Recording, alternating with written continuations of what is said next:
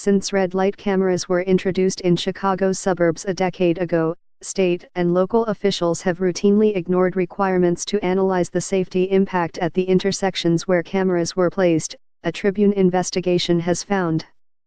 The result: the state has not ordered a single camera removed for ineffectiveness, as suburbs have collected millions of dollars in fines, sometimes in places where crashes increased after cameras were turned on.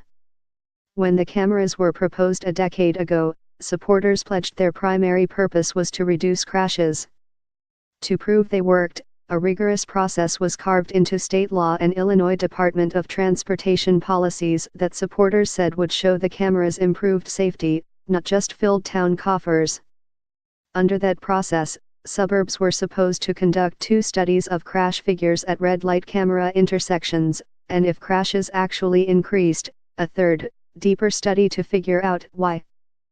Yet for years, the Tribune found, those requirements were often sidestepped, with towns failing to turn in complete reports, or any reports at all, and with IDOT failing to follow up.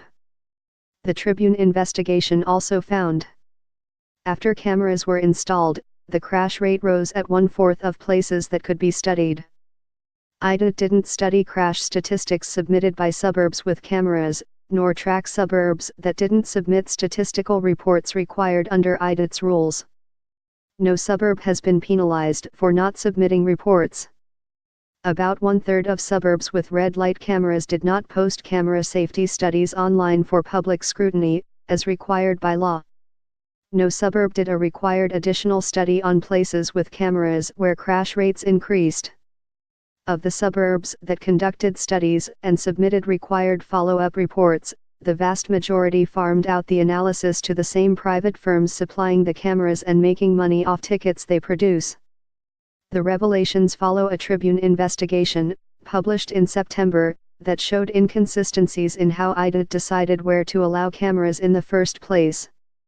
The state repeatedly, while at times facing political pressure, agreed to suburbs' demands to put them in locations with little history of the kind of crashes the cameras are meant to prevent. In those cases, the Tribune found, IDOT vetted intersections extensively before permits were issued. But the Tribune's latest review found that, after permits were issued, IDOT's oversight dramatically dropped. And the agency for years failed to seek answers to the basic question of whether cameras improved safety. There is some good news for motorists: over the past decade, for all of suburban Chicago, there have been fewer serious crashes caused by red light runners, according to a Tribune analysis of state crash data. But it's unclear whether cameras should get the credit. IDOT oversees state routes outside Chicago, and the Tribune documented 287 stretches of road where IDOT has permitted cameras. Of those, 240 had cameras for a long enough period to study before and after effects.